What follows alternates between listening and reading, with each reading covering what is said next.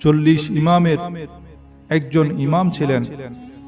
হুজুর সাল্লাল্লাহু আলাইহি ওয়াসাল্লাম বলেছেন, দয়া এবং দানে ওয়াইস করণী সবার শ্রেষ্ঠ ছিল।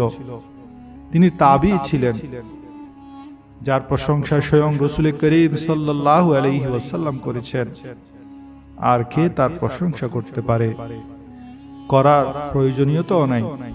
কখনো কখনো হুজুর সাল্লাল্লাহু আলাইহি ওয়াসাল্লাম ইয়েমেনের দিকে তাকিয়ে তাকিয়ে বলতেন, আমি ইয়েমেন থেকে রহমতের বাতাস আসতে দেখছি।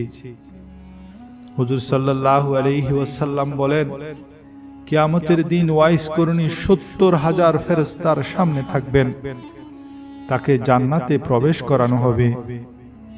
ফেরেশতা এই জন্য থাকবেন যেন তাকে কেউ চিনতে না পারে। কিন্তু আল্লাহ তাআলা যাদেরকে তাকে দেখার সৌভাগ্য দান করবেন, তারা